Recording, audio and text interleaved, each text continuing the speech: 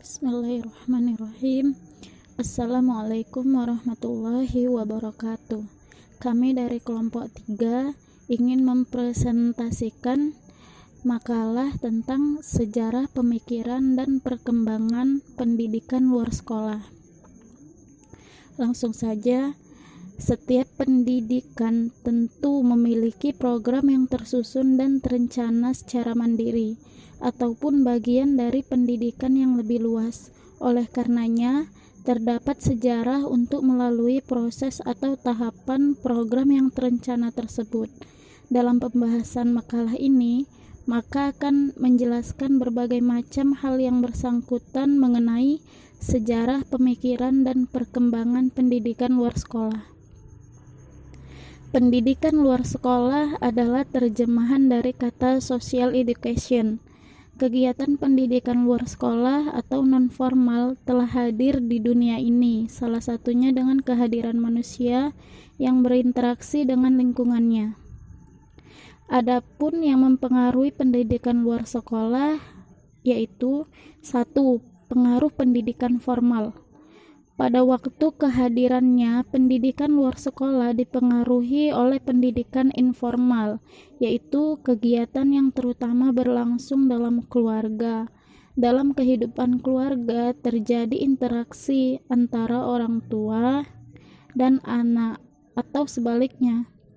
Pada dasarnya, kegiatan tersebut menjadi akar tumbuhnya perbuatan mendidik yang dikenal dewasa ini. 2. Pengaruh tradisi masyarakat. Dalam masyarakat terdapat tradisi dan adat istiadat yang mendorong penduduk untuk belajar, berusaha, dan bekerja sama. Kegiatan pembelajaran dilakukan untuk melestarikan dan mewariskan kebudayaan secara turun-temurun. Kegiatan pembelajaran yang asli inilah yang termasuk dalam kategori pendidikan tradisional yang kemudian menjadi akar pertumbuhan pendidikan non-formal. 3. Pengaruh agama. Agama dapat memberikan motivasi kepada masyarakat bahwa belajar merupakan kewajiban yang ditetapkan Allah Subhanahu wa Ta'ala untuk dilakukan oleh setiap orang. Syarat utama yang perlu dimiliki oleh setiap individu untuk melakukan kegiatan belajar adalah kemampuan membaca. Oleh sebab itulah wahyu pertama yang diturunkan Allah kepada Rasul-Nya untuk disampaikan kepada manusia adalah perintah membaca. Seperti dalam Al-Quran surah Al-Alaq ayat 1. Iqra bismi rabbikal ladzi khalaq. Bacalah dengan nama Tuhanmu yang telah menciptakan. Adapun beberapa alasan timbulnya pendidikan luar sekolah menurut Sulaiman Yusuf ada 5, yaitu kesejahteraan, kebutuhan pendidikan, keterbatasan sistem persekolahan, potensi sumber belajar, dan keterlantaran pendidikan luar sekolah. Terbentuknya pendidikan luar sekolah ditentukan oleh beberapa aspek yang selanjutnya akan dibacakan oleh teman saya.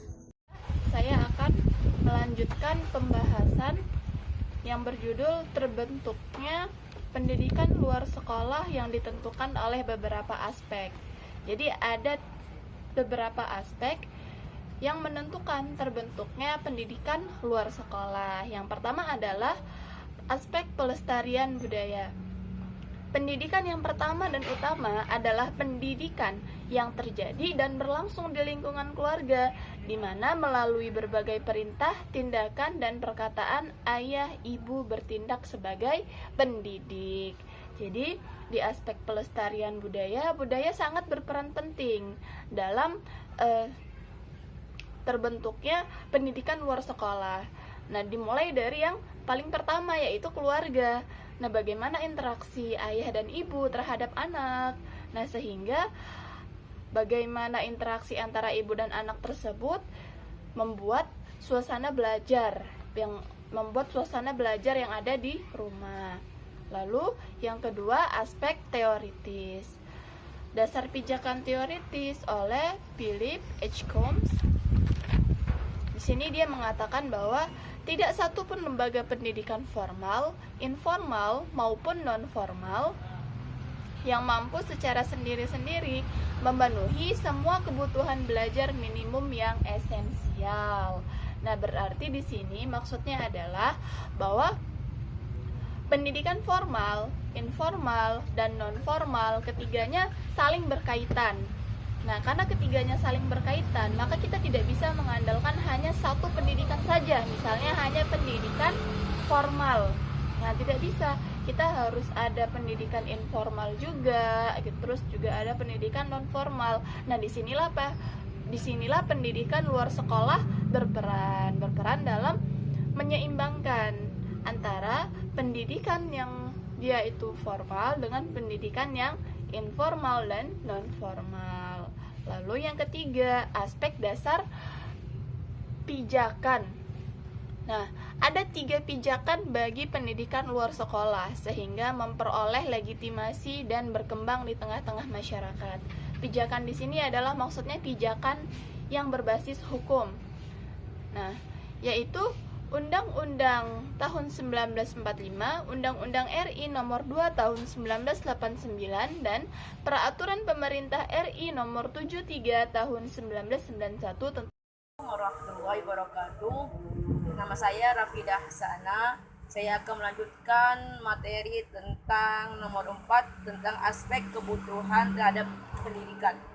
Jadi, kesadaran masyarakat terhadap pendidikan tidak hanya pada masyarakat daerah perkotaan, melainkan masyarakat daerah pedesaan. Kesadaran terhadap pendidikan tumbuh pada seseorang karena tertekan akibat tidak tahu apa-apa.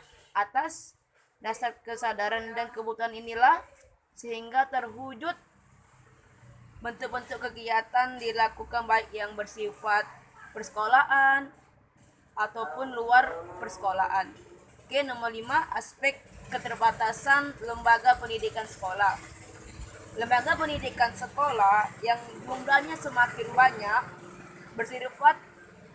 bersifat normal atau resmi yang dibatasi oleh ruang dan waktu, serta kurikulum yang baku dan kaku, serta sebagai keterbatasan lainnya, sehingga tidak semua lembaga pendidikan sekolah yang ada di daerah terkecil pun yang namanya memenuhi semua harapan masyarakat, apalagi memenuhi semua harapan masyarakat.